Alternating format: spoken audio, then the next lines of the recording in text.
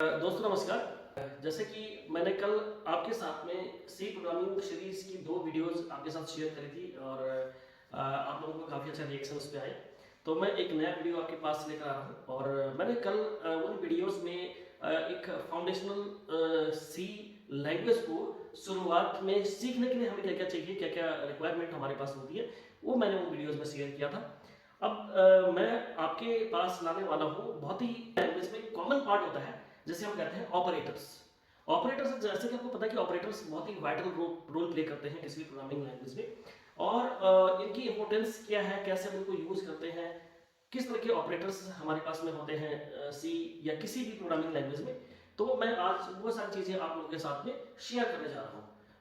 आप वीडियो पे रिएक्शन देकर और आप कमेंट्स वगैरह करके मुझे बता सकते हैं कि मैं इसमें और भी कैसे इंप्रूव कर सकता हूँ आने वाली वीडियोज़ में। तो सबसे पहले मैं बताना चाहूँगा कि देखिए, प्रोग्रामिंग लैंग्वेज में जब कोई भी हम ऑपरेशन करते हैं तो वहाँ पे सबसे इंपॉर्टेंट चीज़ें क्या क्या होती है। जो हम लोग बेसिकली ऑपरेशंस परफॉर्म करते हैं वो या तो अरिथमेटिक ऑपरेशंस होते हैं, यानी कि मैथमेटिकल कैलकुलेशंस वगैरह होती हैं, या फिर वहाँ पे लॉजिकल ऑपरेशंस होते हैं, असाइनमेंट हम करते हैं वेरिएबल्स में वैल्यू वगैरह। तो इन सारे ऑपरेटर्स को हमने अलग अलग कैटेगराइज किया हुआ है और 6 अलग अलग के तरह के ऑपरेटर्स होते हैं। ये सारी सभी प्रोग्रामिंग लैंग्वेजेस में कॉमन है। मैं सारे ऑपरेटर्स का नाम आपको बताना चाहूंगा। सबसे पहले मैं बताना चाहूंगा कि हमारे पास होता है arithmetic operators. Arithmetic operators basically वो सारे ऑपरेटर्स होते हैं जो कि किसी भी प्रोग्रामिंग लैंग्वेज में कैलकुलेशंस को परफॉर्म करने के लिए यूज करे जाते हैं। जैसे कि 2 नंबर का सम निकालना और सब्ट्रैक्शन करना, डिवीजन करना, मल्टीप्लिकेशन करना, मॉड ऑपरेटर्स को यूज करना। तो बहुत सारे ऑपरेटर्स इसमें आते हैं और जो कि बड़े कैलकुलेशन से लेकर छोटे कैलकुलेशन, सारे कैलकुलेशंस को परफॉर्म करने के लिए यूज किए जाते हैं। इसमें मेनली आता है प्लस, माइनस, मल्टीप्लिकेशन, डिवीजन और एक मॉड्यूलस ऑपरेटर भी होता है इसमें, जो बेसिकली किसी भी नंबर को डिवाइड करने के बाद में जो उसका रिमाइंडर बचता है उसको निकालने के लिए इसमें मॉड्यूलस ऑपरेटर को हम यूज करते हैं। और जैसे हम जो डिवीजन ऑपरेटर होता है बेसिकली वो हमें क्वोशिएंट को प्रोवाइड करता है, कोई क्वोशिएंट हम उससे निकालते हैं।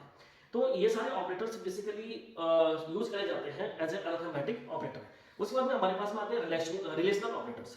रिलेशनल ऑपरेटर्स बेसिकली वो सारे ऑपरेटर्स होते हैं जो कि दो पर्टिकुलर देखिए, ऑपरेटर्स को यूज करने से, ऑपरेटर को एक्सप्लेन करने से पहले मैं आपको एक चीज बताना चाहूंगा कि ऑपरेटर, सारे ऑपरेटर्स बेसिकली काम करते हैं किसके ऊपर? ऑपरेंड्स के ऊपर। ऑपरेंड क्या होंगे?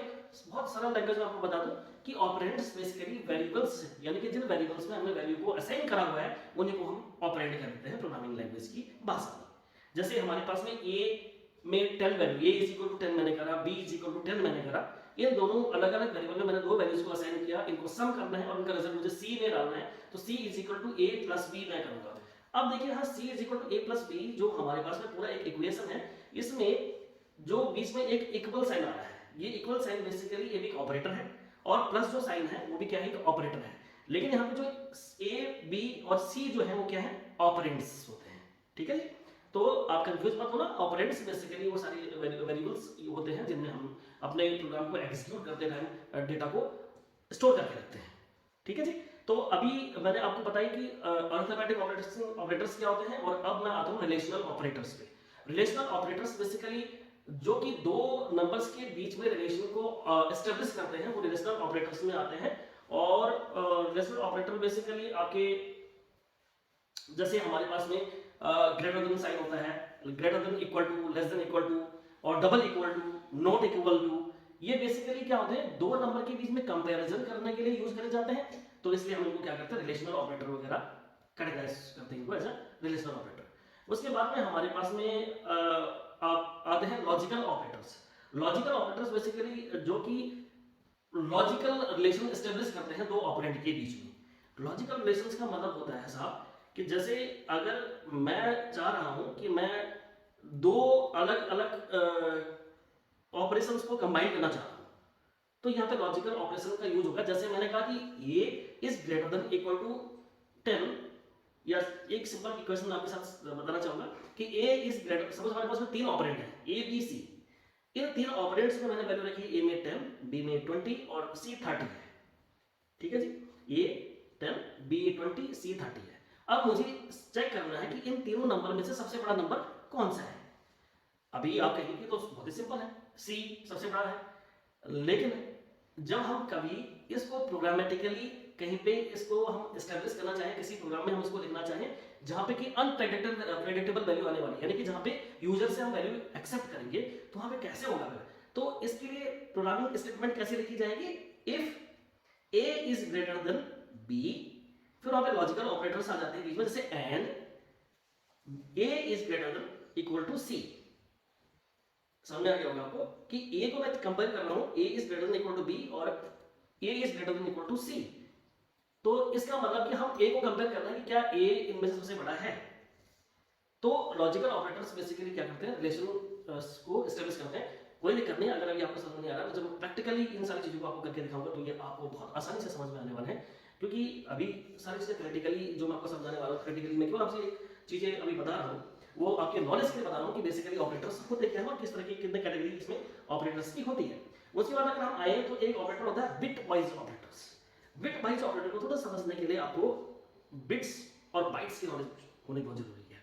बिट्स बेसिकली क्या होते हैं कि फिलहाल के लिए मैं इसको स्किप करना चाहूंगा, क्योंकि देखिए बिट्स जो होते हैं वो बाइनरी बिट्स होते हैं, और ये बिट वाइज ऑपरेटर बेसिकली क्या करते हैं कि किसी भी नंबर को बाइनरी में पहले कन्वर्ट करना होता है हमें, या किसी भी जो हमारे पास में वैल्यू है उसको हमें बाइनरी में कन्वर्ट करना होता है, एंड देन उसका कंपैरिजन हमें उसमें करना होता है। वो मैं आपको जब प्रैक्टिकल करके बताऊंगा वो ज्यादा आसानी से मैं आपको समझा पाऊंगा, क्योंकि थोड़ा सा इसमें एक्सप्लेनेशन की जरूरत है। उसके बाद में हमारे पास में आते हैं असाइनमेंट ऑपरेटर। असाइनमेंट ऑपरेटर बहुत ही easy operator, that is equal. Equal एक ऐसा ऑपरेटर जो बेसिकली असाइन करता है वैल्यू, जैसे मैंने कहा a इक्वल 10, इसका मतलब मैं क्या कर रहा हूं 10 को a में डाल रहा हूं। a एक वेरिएबल है, a वेरिएबल में मैंने 10 को असाइन कर दिया है, ठीक है जी। और उसके बाद में हमारे पास में आता है ternary operator. Ternary operator basically वो ऑपरेटर होता है, वो एक ही सिंगल ऑपरेटर होता है, आपको पता ही होगा, वो क्वेश्चन मार्क होता है। और क्वेश्चन मार्क ऑपरेटर बेसिकली क्या करता है कि वन लाइनर स्टेटमेंट जहां पे हमें देना होता है बेसिकली कि इधर ये ट्रू है या फॉल्स है, यानी कि ये इफ को एक शॉर्ट फॉर्म में लिखने का तरीका होता है। जैसे इफ और एल्स अभी लिखते हैं कि अगर इफ ये कंडीशन ट्रू है तो ये वाला लाइन एग्जीक्यूट हो या ये काम हो, अदरवाइज हम एल्स स्टेटमेंट में डालते हैं कि एल्स ये काम होना चाहिए। तो बिट वाइज ऑपरेटर क्या करता है, इसको शॉर्ट कर देता है, ये वन लाइनर होता है। इसको मैं आपको प्रैक्टिकल करके बताऊंगा, ज्यादा समझ में तभी आ पाएंगी चीजें। एक और ऑपरेटर हमारे पास होता है, that is unary operator.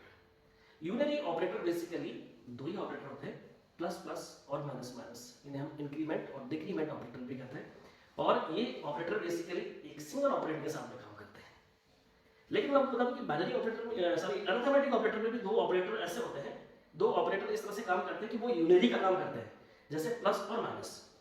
Plus किसी नेगेटिव नंबर को पॉजिटिव में कन्वर्ट कर देता है, और अगर मैं माइनस लगा दूं तो वो पॉजिटिव नंबर क्या हो जाएगा, नेगेटिव नंबर में कन्वर्ट हो जाएगा। तो ये जो दो ऑपरेटर हैं ये भी यूनरी ऑपरेटर की तरह काम करते हैं। बट डेडिकेटली अगर हम देखें तो प्लस प्लस और माइनस माइनस जो कि इंक्रीमेंट और डिक्रीमेंट हमारे पास ऑपरेटर्स हैं, ये बेसिकली बनाए यूनरी ऑपरेशन के लिए है, ठीक है जी। तो अब हमारे पास में ये सारे ऑपरेटर होते हैं, और बाकी और आगे इवैल्यूएट करने के लिए मैं प्रैक्टिकल पे जल्द से जल्द आऊँ, तो आप इस वीडियो को शेयर करिए, लाइक करिए, रिएक्शन दीजिए। धन्यवाद।